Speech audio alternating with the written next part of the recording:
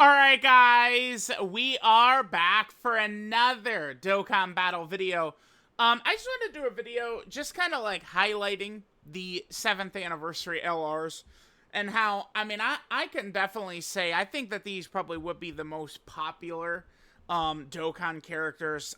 I think that there is. Now, there's a lot of different ways that, like, I guess we could kind of like talk about this stuff, right? And like recently we've had kind of like the talk with like Saiyan Saga, like what are hype characters, what aren't hype characters, various different things like that. For whatever reason, these guys, they have perfect animations head to toe. They introduced a huge mechanic into the game with intro animations, the 7th anniversary LRs, right? So intros are just I don't, like, it seems crazy to think about a time where we did not have intro animations in the game, right? Like, it seems like such a, like duh thing for Dokkan. So, like, they added that in. Again, they have, even, pre-EZA, post-EZA, they had great kits with barely holes or flaws in them, right? They're stacking characters, which people always like. They have a easy transformation condition. There's nothing more frustrating than a Dokkan character designed around transforming, but then making it, difficult is not the word, but annoying. Making it annoying to transform. There's nothing worse.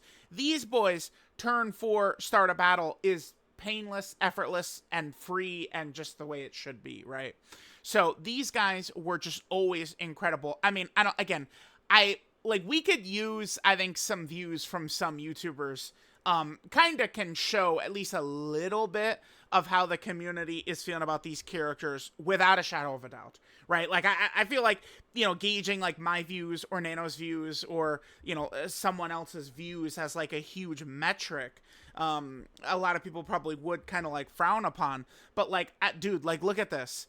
Like, the EZA details for them is, like, dude, there it is. 3 months ago, right? For their EZA details. This is one of my best videos ever. And it just, like, instantly, like, it was at, like, 200K in, like, one day, right? People were so invested in these characters. And then Dokkan completely understanding the assignment 100% made them ridiculously, ludicrously, absurdly broken, right? Now, this is kind of like a trend or a pattern that we have also seen for a couple of years now, right? So, the anniversary Dokkan Fest LRs.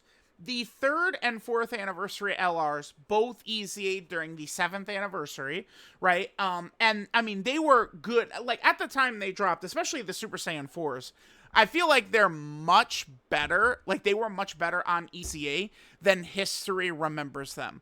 I think because of the weird nature of, like, the global and JP, like, different timings of stuff, too, especially, I think the Super Saiyan 4s and the 3rd anniversary LRs just got completely washed away. On JP, though, as, slow creep through the year towards eventually when Vegeta and Trunks dropped, that completely changed the game, right? Like, the Super Saiyan 4s were, like, so necessary. I can just go back to right here and, what's the, Broly Red Zone no item run? Like, let me just type that in. Like, yeah, there it is right there. Remember, this fight was so hard on release, so toxic, so stupid. Damn, dude. By the way, just a quick aside. I really wish that, okay.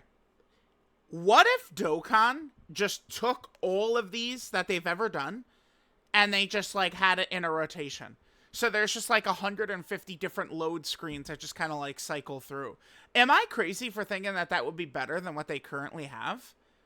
Right? Look at, okay, that's fire. But anyway, this fight was, dude, this is crazy looking at because most of this lineup is good right now, right? Like, that's why, like, EZAs are so crazy. Tech Gogeta's good. Tech Kefla is good. Super Saiyan 4 Gogeta's good. The LR Gods are good. Super Saiyan 4 Goku, definitely not. And God Goku, we could, in small doses, we could run him in very specific spots, but, I mean, even Tech God Goku has fallen off, but, like, so many of these characters, right, like, from back at the start of 2022, are legitimate options right now, so Dokkan does a good job with the EZAs. This was weeks right here. This is weeks after I had actually gotten the no item, like weeks after the fight originally dropped, that I got the no item run. That is how difficult this was. And Super Saiyan 4 Goku he was a huge presence towards getting this done. So the 3rd and 4th anniversary LRs, again, are better than history remembers them as. And I mean, now, you know, it's good that I think Global and JP are caught up at the same time. I mean, maybe, you know, the dead periods feel extra dead because of that, but we also, like, have kind of like all the same thoughts on characters, because it's not like events and things are not coming out of order, which is good. So the 3rd and 4th anniversary LRs, like, you know, for a bit they were good, but they did age very fast.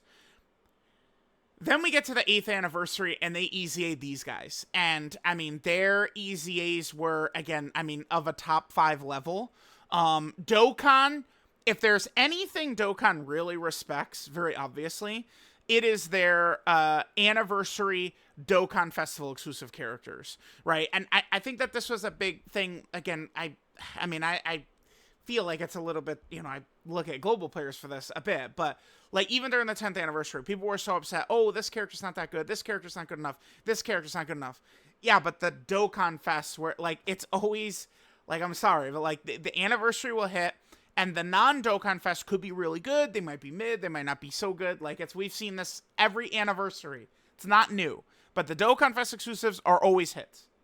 Period. It's just end of story. They are always the trendsetters for the entire year. All right? And now, once we hit the 8th anniversary, along with the Dokkan Fest exclusives, which run shit all year, now they started to EZA old anniversary LRs who at the same time run shit all year. Because of the unique nature of the way they were set up, where they gave them the guaranteed dodge when they first transform, and then they had a pretty good chance to dodge in slot 3, they were just very usable in a variety of different ways. They were very effective. The 5th anniversary Blue Fusions, right? Great. But then, I mean, these guys dropped last year, and I mean, these are some of the best EZAs ever. I think Super Saiyan 4 Gogeta, to me, would be my pick for greatest EZA of all time right now. Is this guy. But, I mean, there's a special layer to this. In the future, you guys will agree with me. But right now, people, they get so... Okay, I can't believe how sensitive people get when the Festival Battles gets brought up. People, I'm not bullshitting, truly act like this event has fucked their mother, man. Like, it's like, people get so sensitive when this event is mentioned at all. But it exists. And it is the hardest fight in the game. And, I mean, no matter what, you take any fucking lineup you want to in there. If you have great knowledge of it and you're a skilled player, you could win almost every time.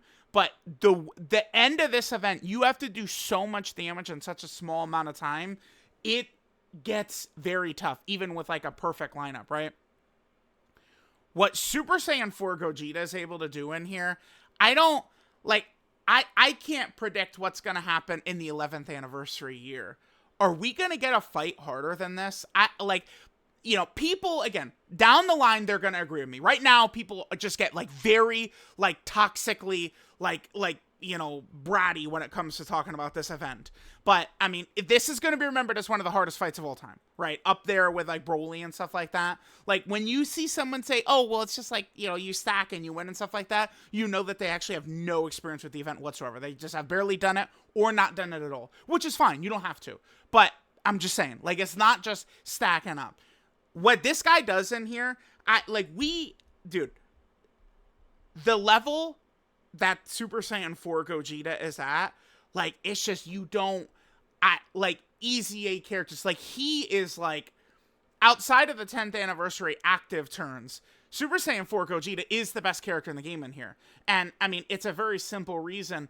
It's because you're battling the charge counts, which is really what makes this so hard, right? It's the charge counts, 100%. But at the same time, if they didn't exist, the fight would actually be a joke, and it would actually be just stackers stack. That's it, right? Like, that would be true. But the way it's constituted right now, it's like, yeah, dude, like it's really hard. And what he does in there, we just have not really seen like characters be able to emulate that. But these guys are some of the greatest EZAs ever too. They ran them on the superhero team, Beast, the Gammas, some of these other characters. I mean, they ran shit all year, right? That's what these anniversary LRs do. It's gonna be interesting. So the 8th anniversary LRs, they will EZA next year, right? Again, it's going to be something like February 20th, somewhere around there. The 8th anniversary LRs will EZA. I just am so curious on the circumstances of the game at the time. I feel like there's just like no way I'll look at either of these two as the best EZA of all time. I know this character is very popular, and people love the way you can kind of like nuke with this unit and stuff like that. They adore it. But, I mean, I don't want to say it's impossible, but, like, I just, like, dude, we don't get the level that of difficulty of event that the Festival of Battles is at. We don't get that every year, that level of difficulty. So, like, they got to make something for this, for them next year. By the way, if you are someone who just hates Festival, you just don't want to do it, which I think is very valid. My advice, if you hate the concept or the idea of the event, literally, you just wait for these guys to EZA right here. I guarantee you, they will be, like, the best units in the game for the Festival Battles. These two right here. Oh, yeah. Oh, yeah. I'm sure that this Spirit Bomb, you could probably combo the two of them together and you just one-shot Vegito or something. Like, it's, like, the amount of damage you're going to do, like, it's just going to go by very, very fast, right? Anyway, so there's them. I just wanted to talk about how good that these anniversary LR EZAs are. And I mean, these, I do, you know, I mean, this, I guess it's just my opinion, but I do think that these two are the most popular Dokkan units of all time. These guys right here. Will another pair of units surpass them? I don't know. Maybe Dokkan is just too old at this point. I mean, these guys were only 3 years ago, so we'll see. I mean, it's hard to say. If Dragon Ball as a brand gets a revitalization, and we start to get new stuff again, maybe. But, I mean, these guys, I mean, maybe forever. I think that these two potentially could remain as the most popular units in Dokkan history. And, I mean, judging by how, you know, next year's difficult content looks and, you know, various things and stuff like that, I may be moving forward for a long time with the idea or notion that this guy is the best EZA of all time. He's different, man. This guy is different. So, let me know what you guys think. 7th anniversary LRs, dude. They're different. They're different.